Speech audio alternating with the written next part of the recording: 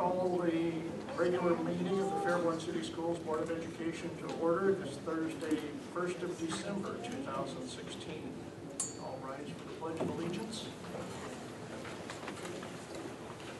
I pledge allegiance to the flag of the United States of America and to the republic for which it stands, one nation, under God, indivisible, with liberty and justice for all. Mrs. Marshall, please call the roll. Mr. Wilson? Here. Mr. Browning? Here. Ms. Luce? Mr. McCourt? Here. Mrs. Malott? Here. Okay, before we move on to the regular agenda items, I have a little presentation to make in honor of our winning of the election of the bond issue by a resounding amount.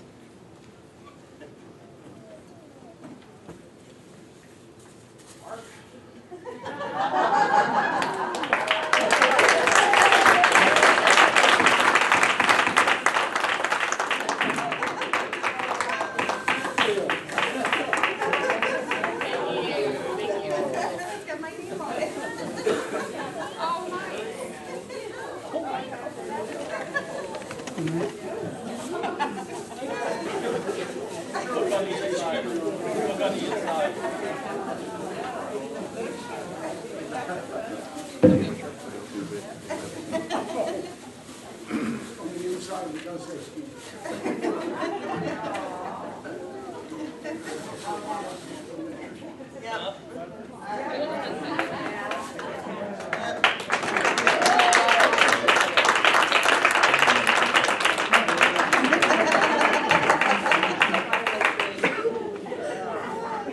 You know, I want to make a comment before we start. There was an intermediate school principal that said that she was going to wear one every day if the bond passed until the building was built. So Andy is going to get you one that has your name on it. So Andy will get you one that has your name on it.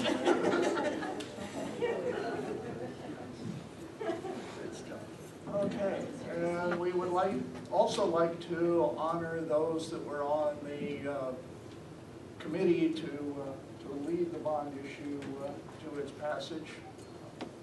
Do you have any words of wisdom for them, or were you just going to? Well, I don't have any words of wisdom, but I will say that the board gave me names of people, and they said are people that would provide not only the leadership, but the character and just reputation and just positive vibe that we would need in order to win this election. And so I simply just made 3 phone calls to those people that the board gave me names, and I guess you were right. Because it all started, as we all know, with that cornerstone of people who could lend their names and their faces, and not only their reputation, but their family reputation, to really give this bond issue campaign the merit that it needed to get out of the gates and carry through a long race. And you all did that. So on behalf of the board, please, I don't want to steal anybody's thunder, but to say we're grateful and thank you. I really doesn't cover it, but we truly are grateful. Thank you for what you did to lead this campaign. Thank you. I will start out with the plaque that I have here, and I don't know how this lady does it. She is involved in so many things in this city. You see her everywhere, and there's usually a huge crowd of people around, and she's taking care of most of that huge crowd of people. From her duties at the senior center and numerous other things in which she's involved. Ellen, thank you very much for all of your hard work on this.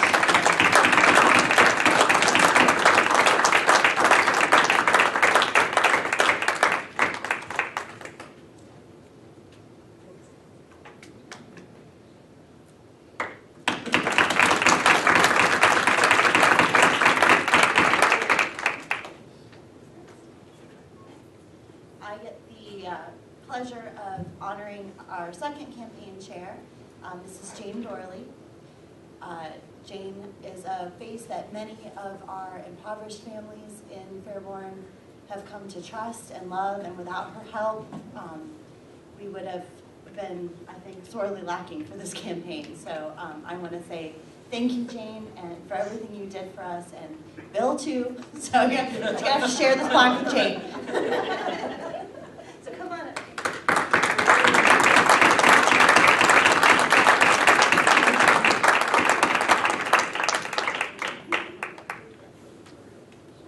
I'll wait for you fast.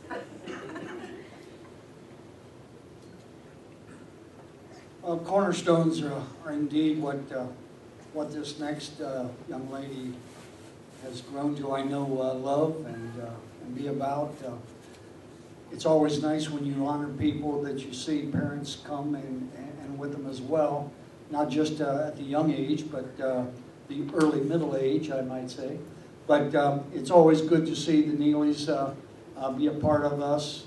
Dr. Neely, of course, I served on the board years back, and we're trying to talk him into coming back and maybe filling a seat, but he says his hearing's not real good. So. But Betsy Snyder has, was another co-chair, and she took the ball and ran with this thing, and I was blessed to be at a couple of the meetings with her, and well, she just came right up front and she told it the way it was. So, so don't be surprised. You guys are good luck charms now. Don't be surprised if we come back and tap you for something else. But, Betsy, will you come forward?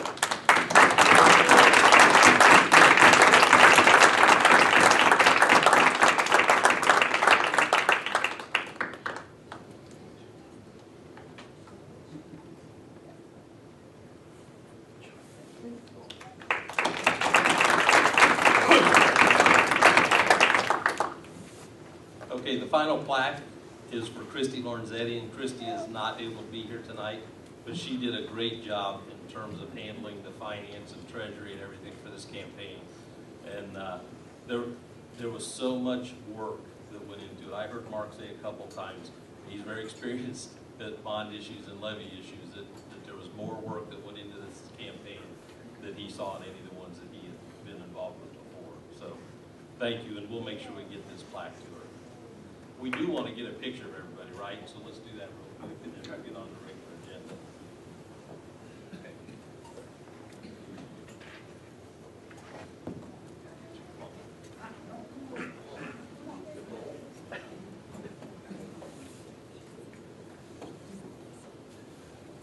And you want us?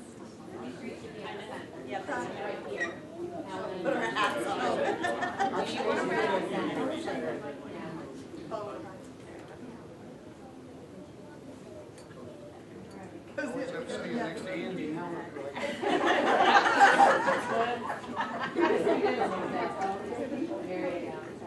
Yeah, put Nicole in the back. Oh, that's much better. Oh, now.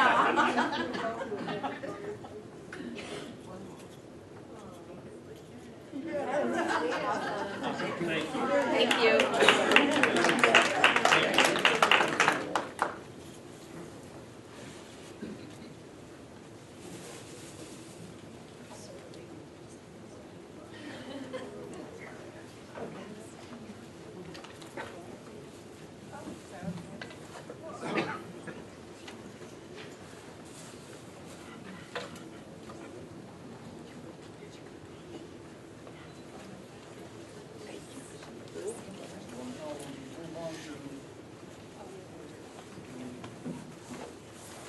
Approve the agenda as presented. May I have a motion? So moved. Mr. Browning? Second. Mr. McCourt? I Then some minor corrections. I do have a comment. So the one that we sent out to the district staff, I do have a correction from that. This one is correct. So on page 3, under the business office, number 3, approved new positions classified. The one additional positions in parentheses says DPSU. The other version said FCEA, so that was a correction. So we did correct this agenda, so we're approving it as presented. All those in favor? Aye. Any opposed? Motion carries. Superintendent's report, Mr. North. I have several items. I think the most I've ever had in my life. But before we go on, it's a little different here. I noticed we have several young guests with us this evening. So if it's all right with the board, I'm sure it is, could someone from our group of younger audience members stand up and be recognized? I'm Laura Meager. I teach at the primary school, teach first grade. I'm also the leader with Melissa Garcia, and this is our Girl Scout troop, and we're working on a badge called Inside Government. And one of our badge requirements is to attend a board meeting or a city council meeting. And we talked with the girls, they're all 4th and 5th graders. We figured since they're all part of Fairborn City Schools, the best thing for them to achieve this badge was to come to a board meeting. So I figure this is something that's personal to them, and especially after the levy passing, this is a great time to come and hear some exciting things about Fairborn Schools. So that's why we're here. Well, welcome, young ladies. Thanks for coming. Thank you. I hope it's a very large badge you get. We have another group here. My name is Linda Carone, and I work at Fairborn Primary School. And actually, I have some children who are here to talk to the board members and to the superintendent. Oh, okay. Well, as soon as we finish with the superintendent's report, I tell you what, can we go ahead and let them go first? Sure. Yes. Yeah. Okay. So you go ahead and go first. Go ahead. Who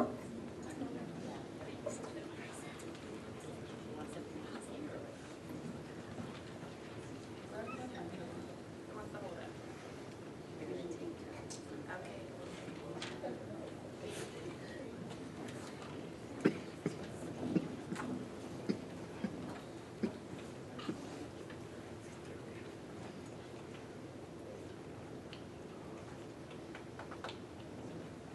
Hi, we're students from primary school, and my name is Ava Miller.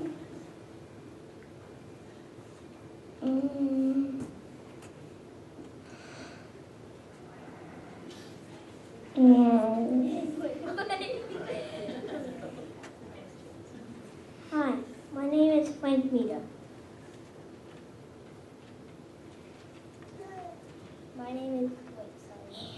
My name is Bryn Melissa.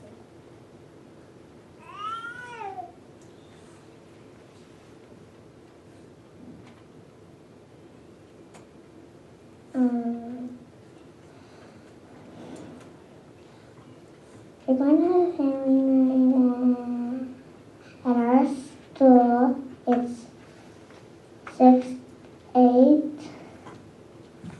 Hope to see you there. Wait, restart.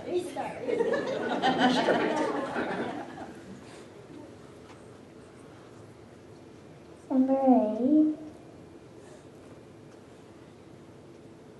We're having a night at our store.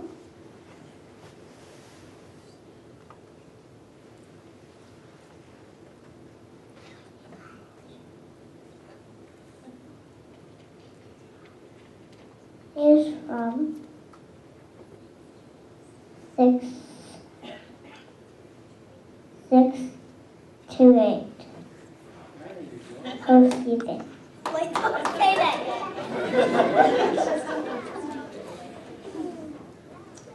We have a lot of fun activities such as a book walk, a math game, word bingo, making crafts, making books, and seeing the Grinch, Olaf, and Santa. We also have a mini book fair and get our picture taken with Santa.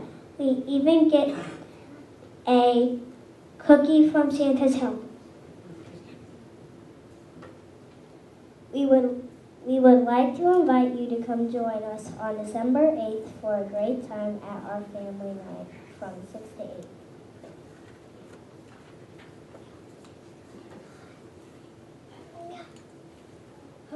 Hope to see you there.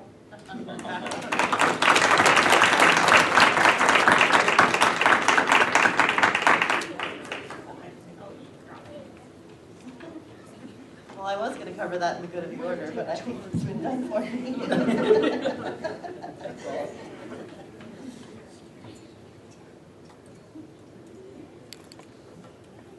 So now we'll get officially started with the superintendent's report. The first thing we have on the agenda is information about the graduation requirement efforts report.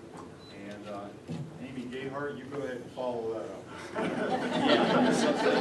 Good luck, Amy. That's impossible to follow that act. Good job, guys. Excellent. So I'm going to speak to you very briefly about Ohio's graduation requirements, which are changing with the current junior class, the class of 2018. And our district's goal, and the goal of Fairborn High School, is to prepare our students to move on to college or a skilled job upon graduation. And Ohio provides flexibility for how students can succeed and meet the graduation requirements. And just to real briefly recap, our current seniors, the class of 2017, fall under the OGT graduation requirements, the Ohio graduation test, and they are the last class who will take the OGT. It's going to stick around for a few more years for students who may not have graduated in 4 years, but if you are in the class of 2018 and started your high school career 3 years ago, then you have to fall under the new graduation requirements. So the two parts to graduate under these new requirements are that first you have to earn 21 credits. That's no change from what's already been in place up until now. And then also you have to fulfill one of 3 options that the state is setting in place under the new requirements. Our 21 credits fall in specific areas, so students have to have 4 credits of English, 4 credits of math, 3 credits of science, 3 credits of social studies, a half a credit of health, a half a credit of physical education, and then 6 additional electives to add up to the 21 credits. So our new options that are being put into place are that students have to earn at least 18 points on state tests, and these are new tests which we started giving when the current class of 2018 started high school. They're called the end-of-course tests or end-of-course assessments. Your other option is that you could earn an industry-approved credential and work readiness score on a work keys test. And then the final option is that you could earn a remediation-free score on either the ACT or the SAT, which are national assessments that most college-bound students take. So the first option, how do you earn 18 points on the end-of-course state tests? Well, there are 7 tests that are given throughout a student's high school career, and they start in the freshman year, and most students have them finished by their junior year. And they fall in the areas of English 1, which is usually taken as a freshman, English 2, which is taken as a sophomore, Algebra or Integrated Math 1. We don't offer the integrated math, so our students would take algebra typically as a freshman, followed by geometry as a sophomore, or they could choose to take integrated math. Again, we don't offer that course. Biology, which students take in either their 9th or 10th grade year, American History, which is taken in their 10th grade year, and American Government, which traditionally is taken in their 11th grade year. As a side note, in some of the information that you see the state put out, they may mention a physical science test. That was a one-time option. The state didn't have the biology test ready in time, but they did have a physical science test ready. So for the class of 2018, some of them took a physical science test instead of biology, but that's no longer an option for any classes after the class of 2018. Students can earn up to 5 points on these tests, and those put them into a category of limited, being the lowest with a score of 1, up to advanced with a score of 5. And the state has outlined very specific areas that the points have to be earned in. So they have to have at least 4 points between the 2 English tests. They have to have 4 points between the 2 math tests, and then they have to earn a total of 6 points between the 3 combined social studies and science tests. Now, if you're doing the math there, you quickly realize that's only 14 points, and so students have to pick up additional points beyond these minimums. So our hope is that a high score could potentially offset a low score, but they do have to end up with 18 when it's all said and done. These tests are given in the spring. This year, we'll give them in the end of March and in May. Actually, I think it's in April this year, right before spring break, and then in May. So they take it after the bulk of the coursework has been completed. We are going to do some retesting here in December and January for students who had low scores the first go around, just to make sure that they are on track for graduation. We don't want them to get to their senior year and realize that they don't have enough points to meet this option and there's no way for them to get them before graduation. And then we'll also offer some summer retakes in the summer of 2017. In addition to these end-of-course tests, the state has built in some additional options that they can earn points that take the place of the end-of-course tests, and that's through advanced placement classes, international baccalaureate programs, or college credit plus classes. And we only offer an AP government class that could take the place of that AP test for the end-of-course assessments. So if they took the AP test in government and got a high enough score, we would just put those points in lieu of the EOC test. We don't offer an international baccalaureate at Fairborn High School, so that's not an option for our students. And then in College Credit Plus, which is where the state will pay for a student to take college classes while still in high school, they can take 3 classes: American History, American Government, or Biology, which would then also, if you took that college class, you don't have to take the end-of-course assessment. Your grade translates into points in those test areas. So then the second option that a student has to earn a diploma in the state of Ohio is through an industry-approved credential and a work readiness score on the Work Keys test. Now this is only available to students who attend a Career Center or a career technical program. So for our students who attend Greene County Career Center, this would be one of the options that they could use to fulfill their graduation requirements. These are the areas that potentially they could earn those credentials in. And just on a side note, the state says you have to take the 7 end-of-course assessments. You can't start high school and say, well, I'm going to pick the second path to get my diploma, or I'm going to pick the third path. You have to take the tests. I think that's as a safeguard for all students so that we know that they will have taken the tests and hopefully earned the 18 points on them so that they will definitely be earning a diploma after the 4 years of high school. The final method, or the final option that they could choose, is to earn a remediation-free score on an ACT or SAT test, and these are the breakdowns of the score. Each one of those tests have subsections, and the student would have to meet these minimums in each one of those subsections.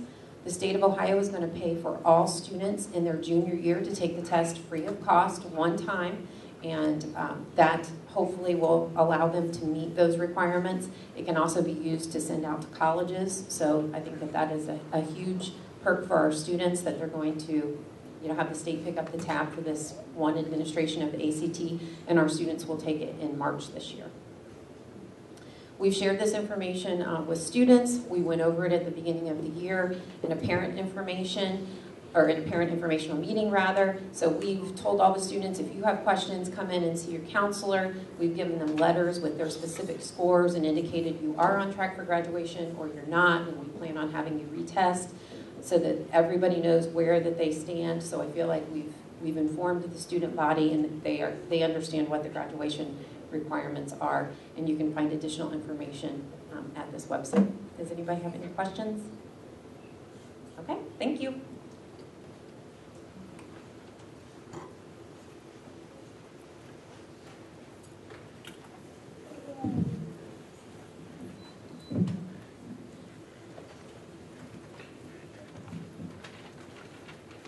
Before we move on, I'd like to add, as Ms. Gayhart mentioned, this starts with our junior class, but you also need to know that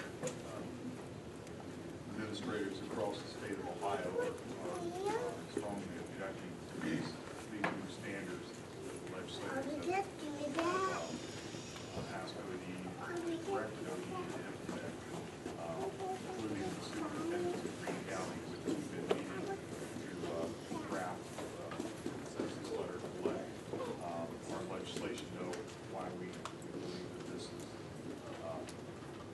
not the right method to go about determining students' futures, whether it's graduation or career or college or military choices that they may want, they desire to look forward. The biggest concern personally I have with this is once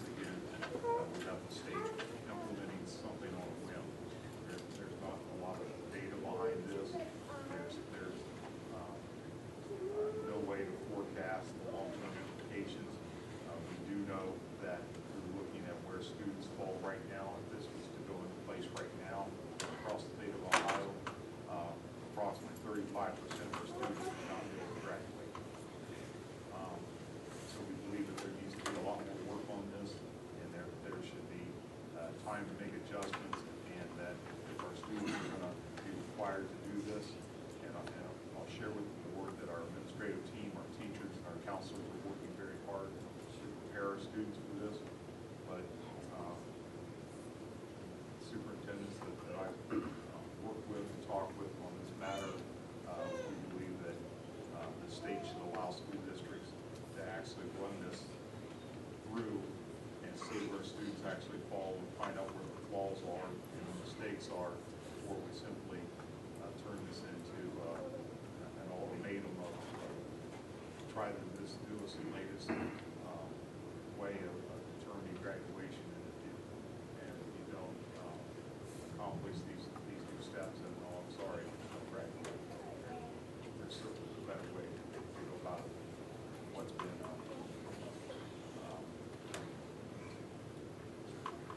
put in front of us. And so on one hand, we're going to work very hard, our staff is working tremendously hard to make sure that every student can be successful. But on the other hand, we also know that right now 35% of the students across the state will not be able to meet this requirement. There's some major issues with this, and we're also at the same time, from an administrative standpoint, addressing our legislators on this issue, because it's just not the right way to go. Ms. Gaillard, thank you very much for sharing what you have here in front of us, our new challenge. Next, we have teachers that we'd like to recognize, and Dr. Brackenoff is here to, along with Ms. White, to recognize our staff members.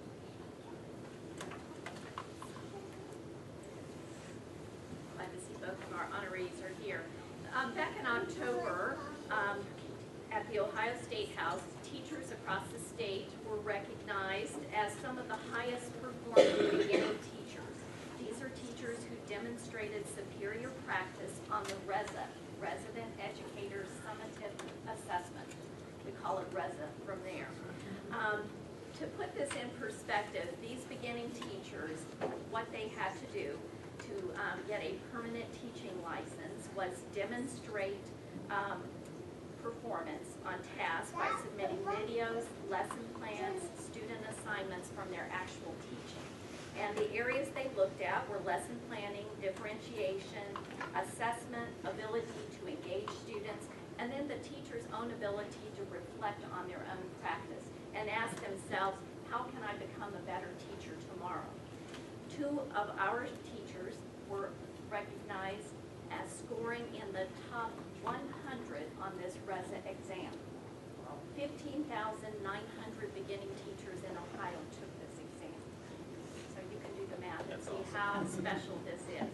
So it is with great honor that we recognize and congratulate Fairborn City Schools' own Rebecca Fultz and Destiny Sullivan, both 4th grade teachers at Fairborn Intermediate School, and they've brought their children, so you can imagine, in addition to doing this and being a teacher in the classroom, both of them have young children, and so they are very busy. So Rebecca and Destiny, if you could come up.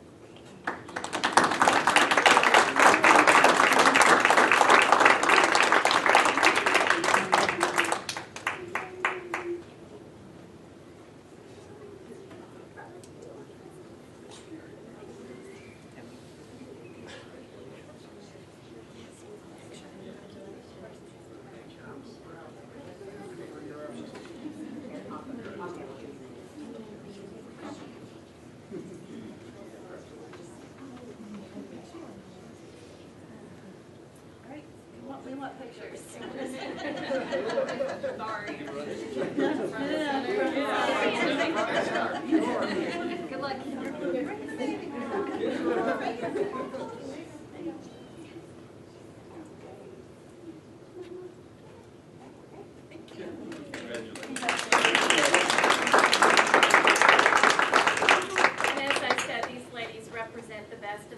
Our beginning teachers. We were very fortunate.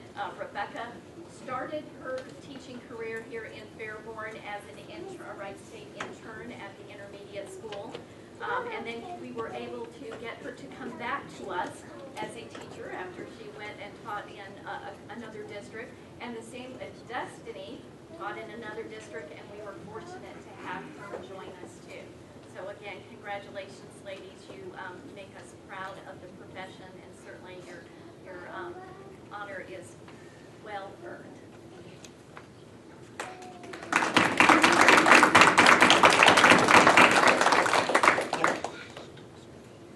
Next item I have is just an update. The board made a revision in the athletic eligibility policy earlier in the school year, and it was implemented for our winter sports. And just to let you know the effect of that, we have 216 student athletes in the junior high and high school. Out of those 216 athletes, 5 of them are utilizing their one-time option in the junior high or the high school in order to be able to participate and work on increasing their GPA. Just to let you know, out of those 5 people that are able to utilize this and have a second chance, we have 1 7th grader, 1 8th grader, 2 9th graders, and 1 10th grader. And so what we will do December 21st is the end of the second quarter. We'll be able to take a look and see hopefully that the 5 individuals were able to take advantage of this and get their GPAs where they're expected to be, or continue to participate. And then we'll also give you due date on any other students that may be able to utilize this second chance that was implemented through the revision of that GPA policy. Next item I have on the board is information regarding the up-and-coming OFCC meeting. This has to do with our bond issue. You will take one and pass it down to Pat. I believe that I've sent this to you. So you have the information about the owner kickoff meeting. This meeting's about I think it's like a 6-hour meeting if memory serves me correct. I've been through it a couple times before. And mostly it's OFCC talking about all the things we have to do to comply with the OFCC standards. The Office of it's Ohio Facilities Construction Commission. They've changed their acronym on it. The biggest part of this, or the only part of this where we really have a say in what goes on that day, is in selecting the delivery options under the different methods that they allow. Back when I first started doing this, there was something like 8. Now they've weaned it down to 4. Some of them not worked out as well as they'd like. So I have a little diagram for you. I'm actually going to pass this down and share with you the discussion that I plan on having with the staff at OFCC. If you look at this diagram, this comes from the Ohio Construction Report, and it shows 4 different methods in which a school can select to complete their construction project. DB stands for design build. That's where the architect is highly involved. Multiple prime, just exactly what that, what it says. It means that there's multiple contracts that instead of one general contractor, you're doing working with all the contractors, whether it's primary or subcontractors, and pulling that all together yourselves. And these are typically the 2 types of methods that are used in smaller projects. So if we were just going to build an addition onto a building or renovate a section of a building, these type of methods is what you would typically use. And you can see through this diagram how that kind of works out for smaller projects. When you get into larger projects, the 2 methods that are utilized is either general contracting or construction manager. I recommend that we utilize a general contracting method for the following reasons. Number one, it's the biggest advantage is this delivery option is the best value for the school district, and we can get the most out of the construction project. In other words, we can get a lot more construction than we would utilize any other project. Right now, and I've talked to a lot of people in the construction business, there's a lot of reputable contractors that will go after a project this size. You're looking at a $58 million project. It's a big project, but it's not so big that there's a lot of, like I said, a lot of reputable general contractors that handle this, and they'll be going after it. And this is going to create favorable bids, because the more that you have going after it, the better, the more competitive the bids get. And again, it helps us out, you know, with do more things with the construction project. This is a good option for this project, because our projects are separated actually into two projects, and the sequential construction is at two different sites. If we were doing both buildings at the same time, or they were the same site, we'd probably have to use a construction manager just because of the overall size. But we're able to divide this up and have two manageable large construction projects, one following the other. The other option, as I mentioned, is a construction manager at risk. And like I said, this would be a good option if we had to build both buildings at the same time. The biggest disadvantage is that under this method, there's a guaranteed maximum price that's set even before the bidding. And that way that construction manager is going to be guaranteed so much money. And you know, if you look at a project this size, $58 million and 7%, that's about $4 million cut right off the construction project for a construction manager, and that's $4 million that we can't use on the project. The cost of the construction manager company is also significant, as I said, creates a reduction in the overall budget. It's just things that takes away from the building. So again, tomorrow, most of this meeting, they're going to be talking about the OCC, all the things we have to do to comply so that we can get the $24.5 million that they are going to be providing for this project. But one aspect of it is that we will get to have a say in what method we use, and I just want to let you know ahead of time what discussion I'll be having with them and why. The other thing that's changed recently, it used to be school districts selected the architects, and you went through a process with OFCC where typically the superintendent treasurer would interview construction managers with OFCC. The superintendent treasurer would each have a scorecard. OFCC people would have a scorecard, and that's how the CM was determined. The board would select it. They've recently changed that. In fact, I was told that the last project I was on was one of the last projects where they quit doing that. And now with OFCC, they use that same format on selecting architects also. The good side of that is they've been involved with several hundreds of projects over the last 20 years, and they know the architects out there by the jobs that they've been involved with, who step up and consistently hit home runs, and they know the ones that have had troubles. And so they take that I guess, a stronger approach of being more involved in selecting the architects, because when they're investing $24.5 million, it's just as important to them that this project is as successful as it is important to us. And so they don't want to make any mistakes of letting somebody come in that doesn't have a proven track record. And but that has changed since the last project I've been involved with. And so I wanted to share that with you. So after the meeting on, I think it's December 2nd, is that correct? Tomorrow. After tomorrow, I haven't recovered from the bond issue.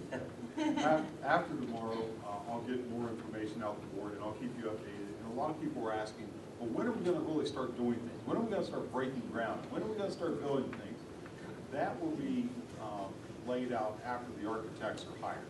The architects are the ones that will lay out that timeline, and as soon as they lay that out, we'll be able to put that information out to the public by website and through other communications.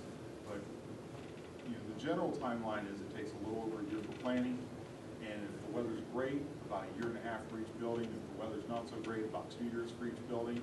But once the architects are hired, they're going to lay out very, very detailed, specific timeline that's going to tell you every aspect of the whole project, and we'll get that information out to staff and parents and community alike as soon as we have it.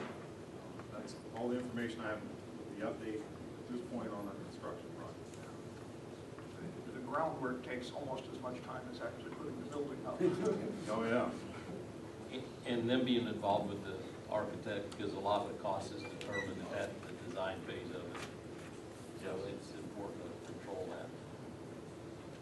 The next thing I have on the agenda is superintendent's report. I've talked to the board about this quite a bit, and I'm at a point where by next month I would like to make a recommendation to add one IT staff member. I've talked with our maintenance department and shared with them we have a position there that has not been filled since last spring when we lost the maintenance department staff member to long-term illness, and that person's position has not been replaced. As I've shared with the board and I shared with the maintenance department, doing comparable studies with similar districts. Similar districts are on the average about 4.2 maintenance people, and we currently have 5 full-time maintenance people. We have one person who works 2 days a week, so that brings us to 5.2, which is actually 1 over the average. But we also have a lot of old buildings right now. Nothing's changed soon, but that has something to do with it, as well as a part-time supervisor. When you look at the comparisons with our IT department, with comparable districts, IT departments average 3 staff members, and we have 2. And so what I'm going to recommend is that we take the, utilize the attrition from the maintenance department position, utilize those funds to address the cost of adding to the IT department. There's lots of reasons for this addition to the IT department, but the biggest one is we are going to have to do, our students are going to have to take the state test electronically this spring. And that's going to require an enormous amount of time and manpower in order to make sure that everything's working correctly. Because if it's not, the state really doesn't care that our kids aren't taking the test because the computers are not working. They expect the test to be taken in a certain timeline and the results to come in. So it's critical that we have our IT department staffed that have at least a reasonable chance to keep things going in the way that we need these state tests that are used. Any questions with that? Just a concern about the preparedness of the students themselves for taking the tests online. Well, I can tell you from personal experience and talking to superintendents and other superintendents that have been through this, previous district I was at, the scores dropped significantly, and it is quite a different way for young children to be tested for their knowledge. And it may sound simple to adults, but when you look at our younger children, for example, and I remember a year ago, last spring, or the previous year in the district I was at, where kids were actually in tears trying to operate a mouse to click on the answer, because our young children are they're used to technology, but they're used to doing this. This is how they operate technology. They don't operate technology by reading the question on the screen, taking a mouse, moving it over to the area, clicking on it, and it's a whole different. So we're working on that. That's the reason why we added the staff that we added in the elementary buildings to help students get used to that. But that's another aspect too, Andy, that's going to, I'm not making excuses. You know me well enough by now that I'm not an excuse maker. The scores are going to drop. And they're going to drop until our kids are more familiar with utilizing the technology that they have to in order to take this test, which is another reason why it's important to get these 2 new elementaries built so we can update the technology and get the information and the test in front of the children by that mode of learning, so that they're on more of an even playing field when they're taking this test. The kids around us that have access to adequate, right kind of technology. The other thing that I'd like to share with you, and we hope to be able to present to the board, is a revision on our high school attendance standards. Our administrative team at the high school's been working on this. I believe Jason's kind of taken the lead, correct me if I'm wrong, but Jason's taken the lead on this, and the discussion that we've had is that we have a very old guideline in the high school attendance that basically says if a student misses so many classes, or is absent from so many classes, then they receive no credit. And it might have been a good policy at the time, but you know, I find that we've had this discussion. I think we're on a consensus with this high school administrative team, myself, and Gary's been involved with this also. Is if we have a student that's having trouble making it to class, how are we helping by simply after they miss so many days to take away all credit whatsoever? On one hand, if the student's going to miss so many days, then that should reflect in their grade by not being there. You shouldn't have to just come out and just hit them with a no credit. That reflection should show by not being there. On the other hand, what are we doing besides just telling the student, you missed so many days, forget about it, you have no credit. There's no incentive, there's no motivation, there's no support. So the high school's administrative team has been working on revising a new policy, or not a policy, but a guideline, and we're also meeting with the juvenile court judge as well as his staff here in a few days, so that we'll doing this together so we can come to a consensus and address this from just not the school, but the schools and the courts working together. And some of the things that we're looking at in the revision is, one is to try to help guardians of students that are having trouble making it to school with providing educational programs for them to understand the importance of their son or daughter, or whoever they may be in charge of, attending school. We're also looking at what appropriate actions can we put together as far as intervention strategies. If we need to follow with the juvenile courts, then we will do so in most serious situations. The juvenile courts will have the ability for the parents or guardians to attend truancy prevention mediation programs. And in the worst case situation, if there is some type of lack of better word, punishment or negative consequence that needs to be moved to turn a kid around, and the courts have the ability to take away work permits and take away driver's license. And like I said, that's in the most extreme situations, and that would be from the courts, not from the school system. But again, we've been working on that. When I say we, the high school administrative team has been working on that, and we are going to be meeting with the juvenile court judge and his staff to make sure that we're all on the same page and we have a consensus on this. And then hopefully by next month we'll bring something to the board with a revision of these guidelines and take a different approach to try to help students who are having trouble making it to school, rather than just taking away their credit after so many days. I do have one more item. I apologize that is not on the agenda. And quickly, I just want to let you know that we've been talking about the importance of doing a complete overhaul on our policies, making sure that they're all revised and I've been in contact with Neola, which is a company, and that is all they do, is policies.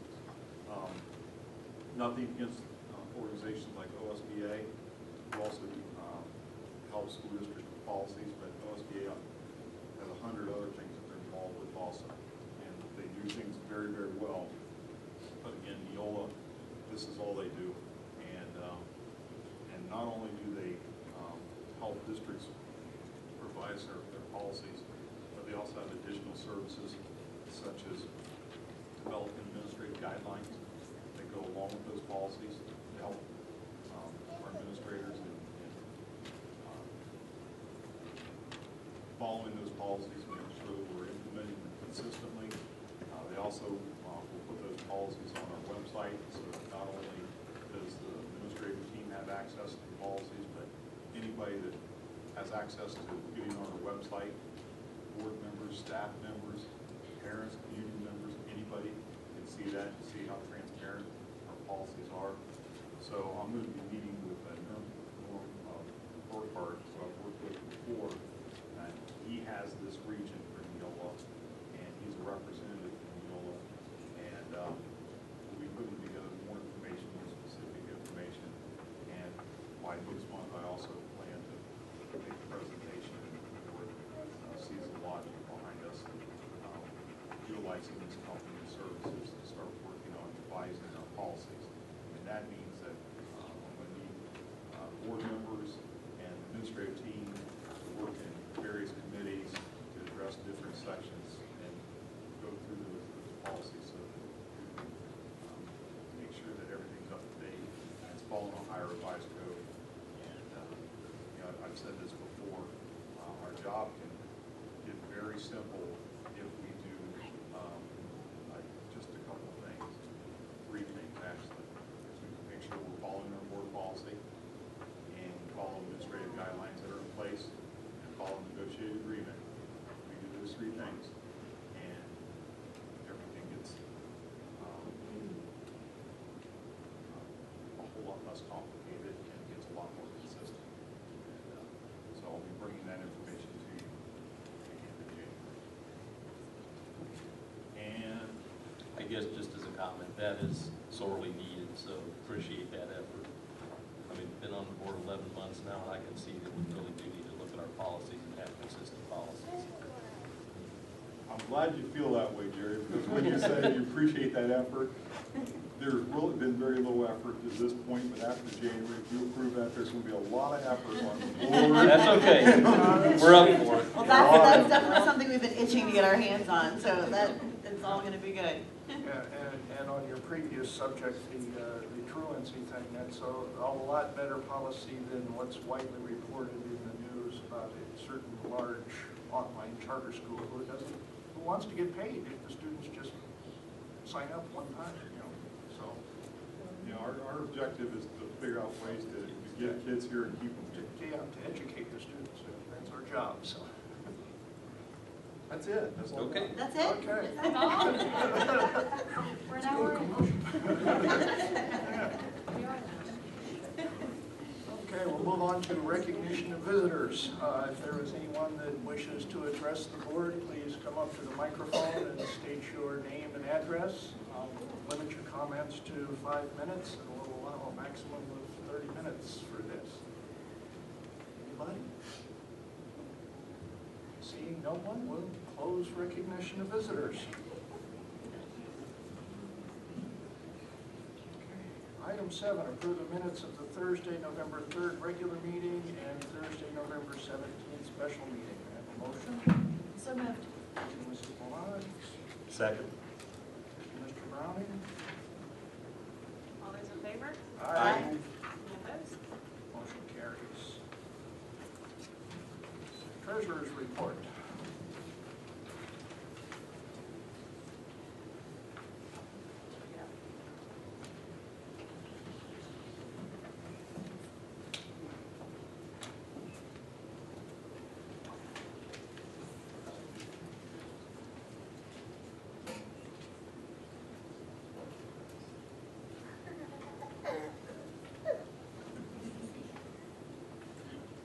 Okay, this month we're going to be going over the October 31st month-end financials.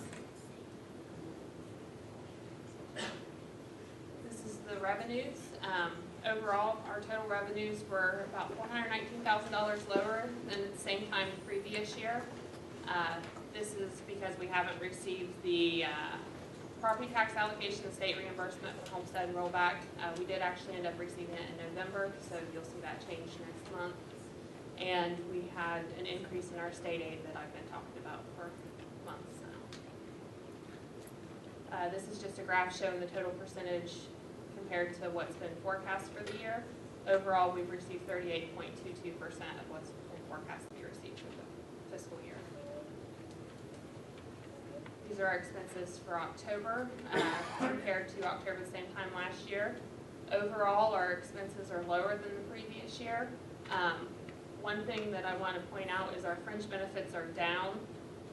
We actually coded a refund that we received from the retirement system as a reduction in expense, which has lowered this amount. And also BWC workers' comp rebates that we received, we coded that also as a reduction of expense. So the benefits line for this year is probably going to end up lower overall. Also, our capital outlay is lower. That's just due to timing. Mr. Gibbons had on the agenda last month to buy buses. That's going to come out of that line. So you'll see that change over time too. And this is just a graph of our expenses that have been forecast to be spent versus what's actually been spent. Overall, we've had 32.06% spent. This is our fund balance. As of October 31st, 2016, we had $20.7 million. We had outstanding encumbrances of $5.9 million and an unencumbered balance of $14.8 million. And that's up $5.2 million from the previous year at the same time. This shows our total cash balance by each month compared to the same time last year. And this is just a graph showing the differences here. So overall, our cash balance is up by $5.1 million compared to the same time last year.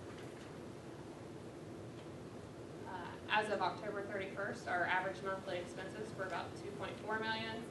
Our average for salaries and benefits, our average monthly expenses for everything else was a little over $1 million, for $3.5 million in total expenses.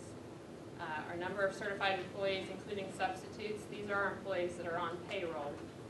The number of people we pay, not necessarily the number of employees that are here every day, but was 340 as of the last payroll in October. And our number of classified employees, including substitutes, was 264. So it's a total of 604. This is our schedule of investments.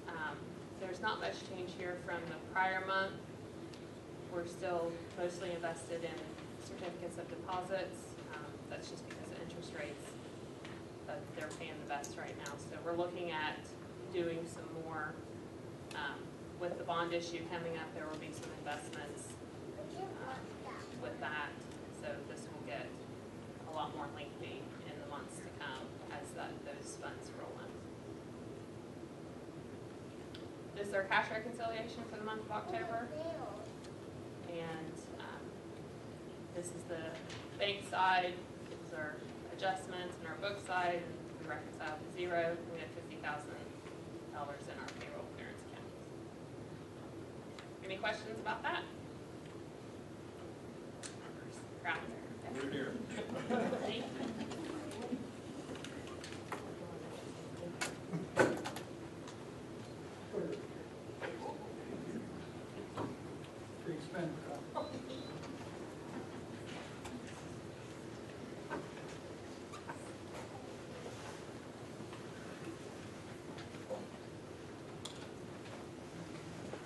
Move on to item 9, the consent agenda, which runs page 2 through page 5. Variety of stipends and personnel issues.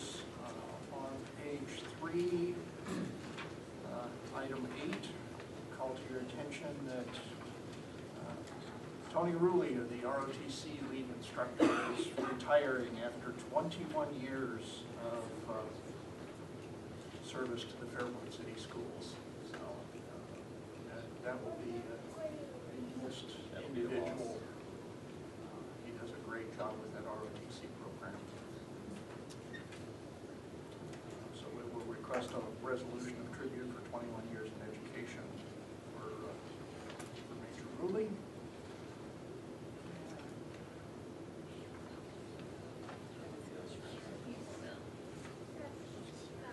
Okay, yeah, and also Elizabeth Schroeder in the 2nd grade, Fairborn Primary School for the purpose of retirement, and 30 years in education, all with Fairborn schools. That's phenomenal. Enjoy the retirement. Right.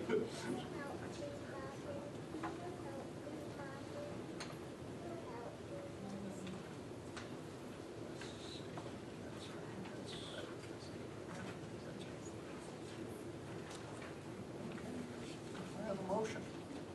So moved. Thank you, Mr. Browning. Ms. Luce. Call the roll, please. Mr. Browning? Yes. Ms. Luce? Yes. Mr. Report? Yes. Mrs. Malat? Yes. Mr. Wilson? Yes, motion carries. Treasurer's Office, item 10.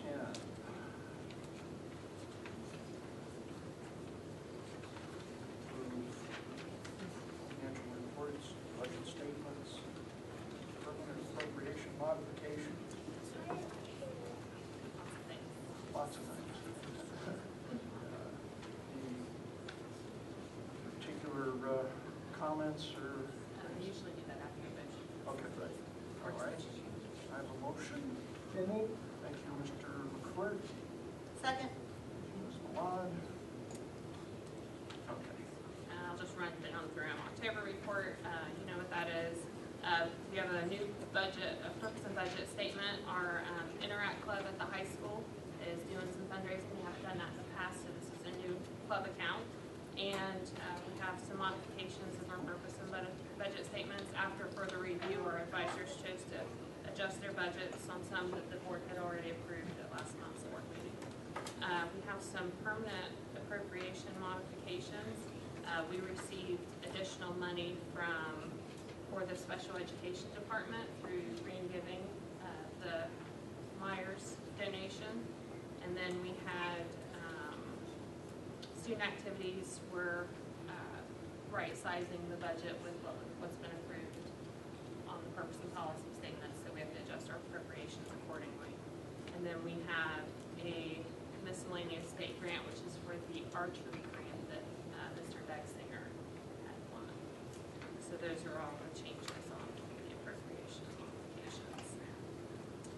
And then we also have, we're creating an account for public relations for signage managers clothing account.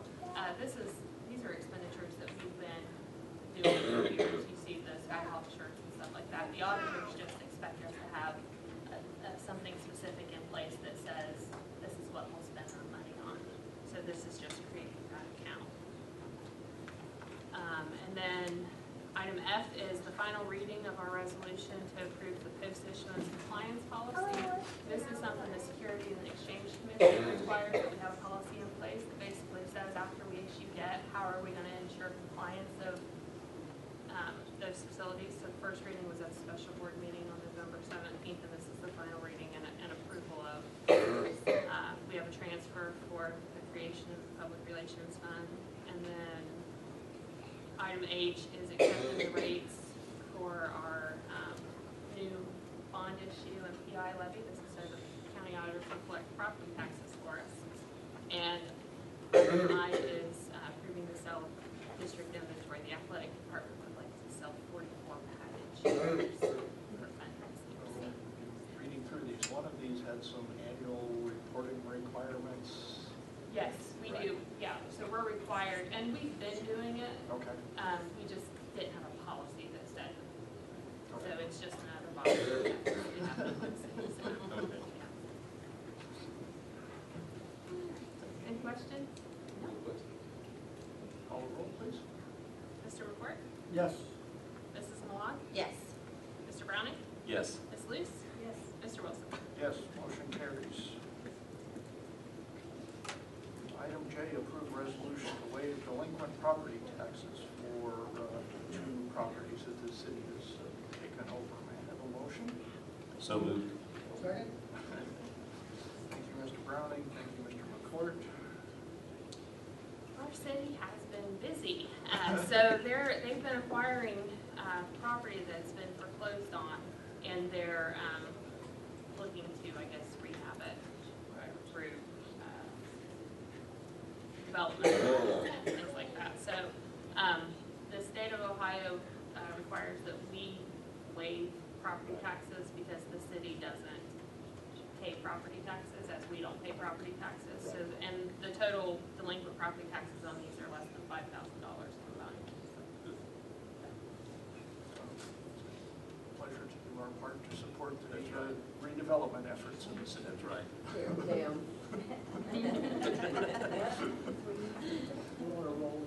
I think I got 2 more in the mail just the other day that aren't on the agenda. They'll be on the agenda next Okay. month. Call More roll, than that please. even. No, there's more coming.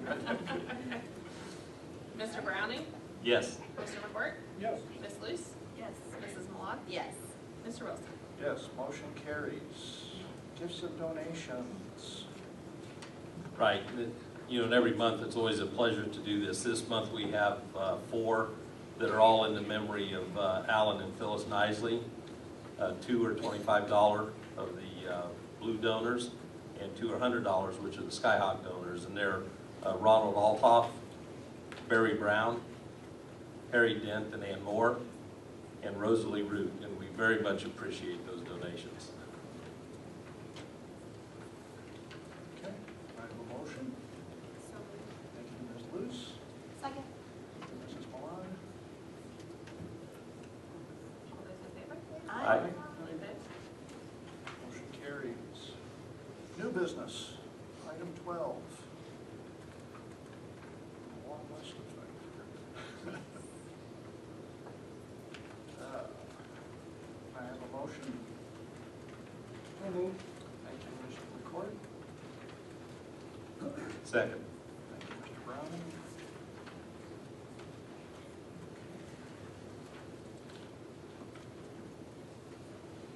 Have discussion on these items? Would you like me? So we are asking for you to appoint Pat McCourt to serve as president of the board for our organizational meeting, because we will have board officer elections at the organizational meeting, which is scheduled for January 12th. That will be posted in the Fairborn Daily Herald. And we have a resolution to join the Miami Valley Educational Computer Association. Rebecca, we've been talking about this. We decided to join them. We have a contract with Montgomery County Educational Services for various services for special education needs mostly. And we have an agreement with the Shared Resource Center. This is for accounts payable services. My accounts payable clerk will be taking leave of absence, and so this is to provide us with accounts payable services during that leave of absence period. Handbook, athletic handbook, and team rules that's being updated. The school buses, this is approval of purchase of the school buses at the last month. Some out-of-state professional leave. Point of order, Mr. President. Would just like to thank the coaching staff for all getting together on this student handbook for the athletes. I know they all put a lot of time in, so I really appreciate their efforts and something that it's going to be really nice to have. Right. Consistency and adherence to some of our revisions Right. also. Exactly. Thank you. It's also nice to see the continuing replacement of our bus fleet.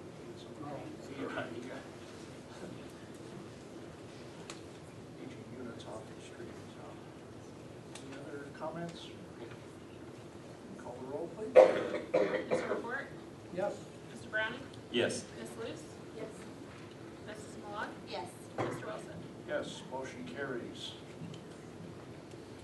Item H, approve the electronic scoreboard cooperative agreement between the city of Fairborn and Fairborn City Schools. May I have a motion? So moved. Thank you, Mr. Browning. Second? Thank you, Mrs. Milan. discussion on this? Yes, so Green Giving is paying for the installation of a sign on city property, scoreboard, not sign, scoreboard. It's all being funded through donations. It's being put at the softball field. Yes, what says girls softball. Yeah. And so it's being paid for out of Green Giving. We will ask the board to accept the scoreboard through resolution as a donation once it's put up. But this just basically is an agreement for usage of the sign. And Mr. Wilson.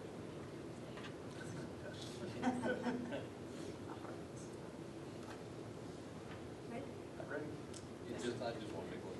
To me, this is another great example of the school district and the city working together on something, so it's very much appreciated. Yeah, it'd be nice to have a good scoreboard up there on the softball field. As much as that gets used. Yes. Mr. Browning? Yes. Ms. Luce? Yes. Mrs. Milan? Yes. Mr. McCourt? Yes. Mr. Wilson? Abstain. Motion carries. Good of the order. Okay. I just a couple comments. November 11th, I got to go over to, and Amy was there also, to go over and see our band and color guard perform at Lucas Oil Stadium. It was outstanding. You know, there's like 99 bands in the United States that get invited to that. We're one of them. And it was great to see the kids over there. They did a good job. They represented us very well. And hopefully they get invited back for many years to come. The second thing is Brandon Easterling, for everybody that knows him, was selected second team All-State as a defensive back, which is a very high honor, and he's getting a lot of looks, not only from an academic standpoint, which he has over a 4.0 GPA, and his athletic skills, so congratulations to Brandon. The BMS band concert this past week was outstanding. It was Tuesday night. And the thing that was neat was 6th, 7th, and 8th grade performed, and the improvement that you could see from 6th to 8th grade was unbelievable. And you know, they started out kind of how the 6th grade, how they were at the beginning of the year, which was just a whole bunch of noise. And they progressed to where they played Jingle Bells, and then 7th and 8th grade played. So it was really, How John Garrett does yeah. it. It was like, and I was going to mention to John that the job that John Garrett, Aaron Campbell, and Amy Whitehill do with that group, and the rest of it is really good. Then the winter music celebration is this weekend, and that's high school. It's here at the high school Saturday at 7, Sunday at 3, and that's choir, band, and orchestra. So anybody that gets a chance, please come to that because it's a neat event. The last comment, I want to thank the kids for coming tonight.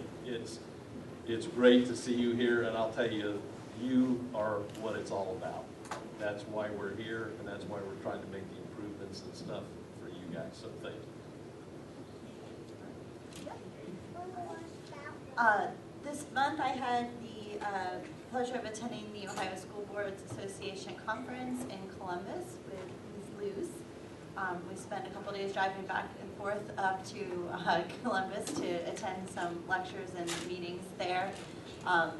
Very fortunate to have our own Pam Gayhart, who presented on her Student Ambassadors Program to that convention, to people who chose to attend it, and it was a very well attended meeting, so it was really neat to have her be able to do that and to share what a great program that is. We also went to some different things about getting community involvement in building stadiums and community health centers. Lots of neat ideas for things that we might like to pursue here in Fairborn. So it's a wonderful conference opportunity for board members to get together and learn about different initiatives that are going on around the state of Ohio. So that was pretty cool. Also had the pleasure of attending Baker's Thanksgiving as a parent for the first time, which was absolutely lovely, and I have to give mad props to Jeff Barr.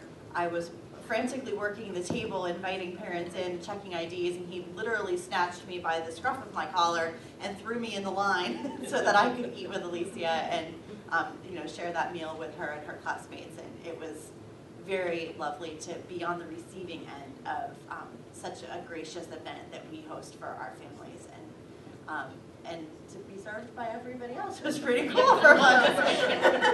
So that was really neat. And then I also want to note that we have upcoming in the next week, we have the choir concert for Baker will be December 6th at 7 in the FHS auditorium.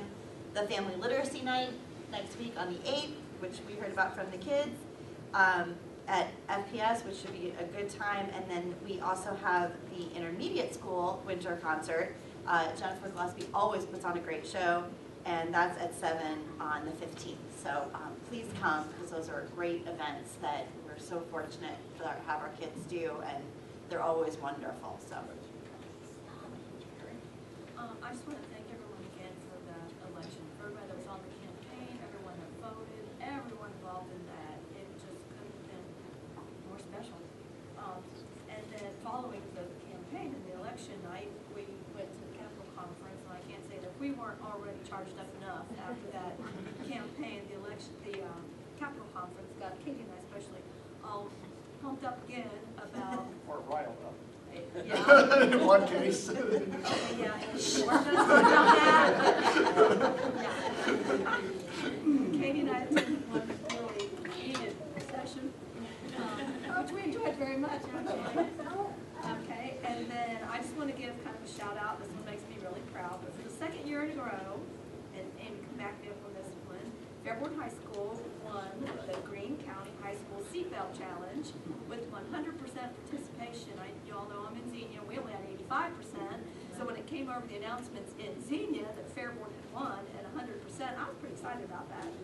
So that doesn't sound quite right, but I was very excited. And I want to thank, it was ran here by Mr. Jim Hearn, who is our SRO officer, and Mr. Jake Dicey.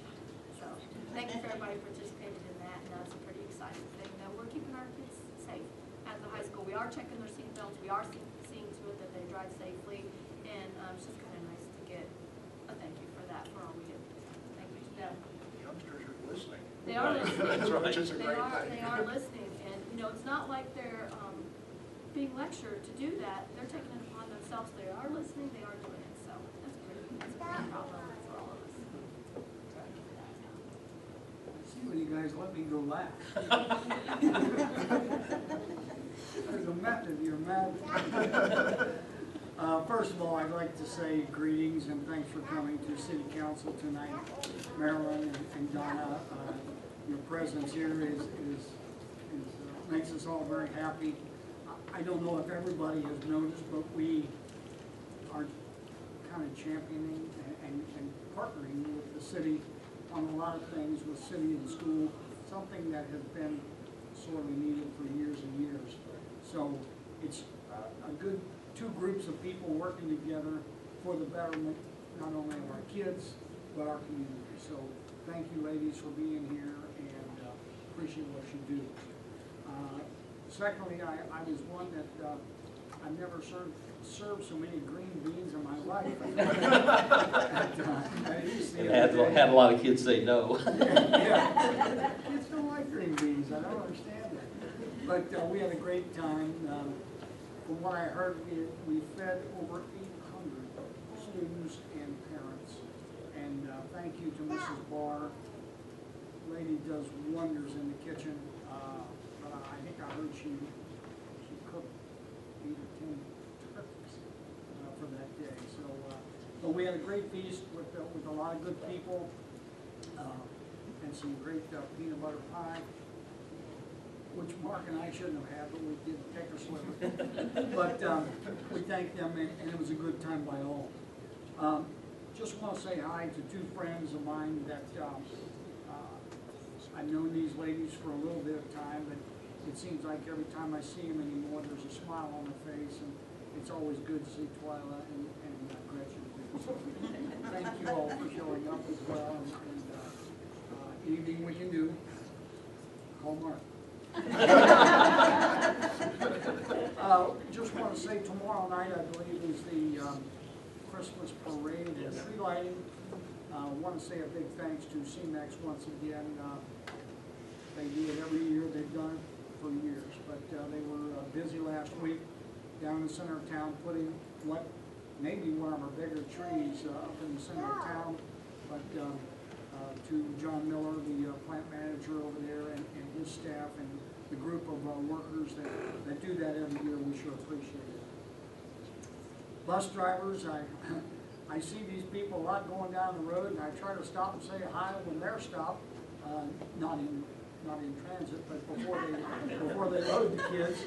But these people, they do a wonderful job for us. And I keep saying this, but if you just think about it for a minute, that's the first person our kids see. And the last. And the last person, that's right. So, I mean, they do a wonderful job for us, and some of them don't get to have new buses to drive, so I'm sure a few of them will be excited over that. Bond issue, man, oh man, a lot of work, a lot of work. And you know, this board is talking a lot about developing and being leaders and not managers. Well, I tell you, the gentleman to my left is definitely our leader. And I talked to Mark the other day. I think he told me he was 25 to 30 coffees, as he calls them, but individual chances to go out into the community, meeting at people's houses, but talking about that levy. So, you know, everybody had their thing to do, from signs to this to that, but Mark did it all. And I hope he takes Kate out and the girls out for a nice dinner. But he did. He is indeed, no questions asked, this man is our leader, and we're glad to have him.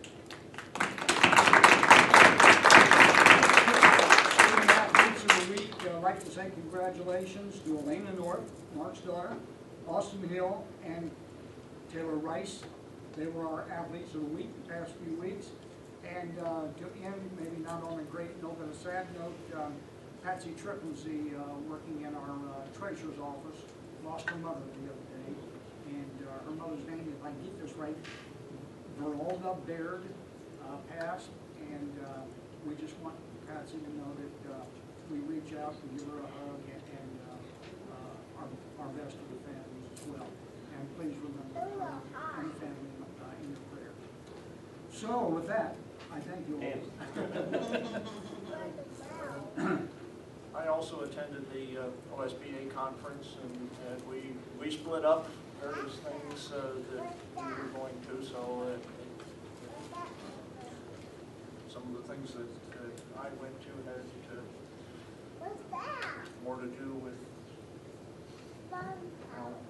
board agenda items and things of that nature. So, and in addition to helping serve at Baker Middle School last week, which was that first time I did that was last year, and it was so enjoyable and fun. And this year, one of the students recognized me. He used to live behind us, now lives in a slightly different place. He just kind of did a double take. So fun to see that come through the line.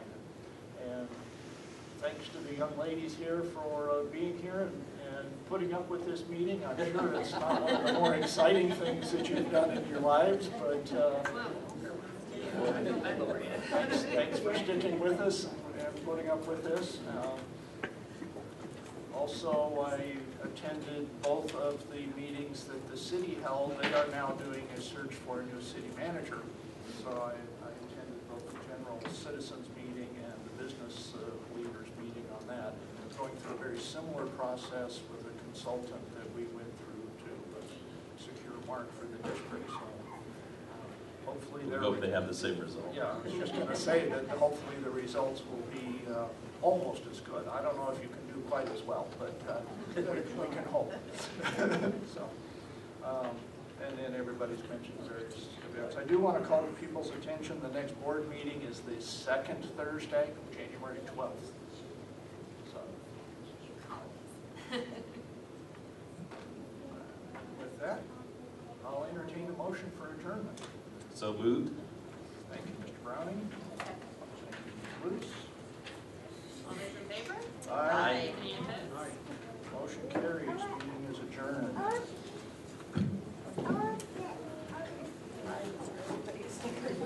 Everybody's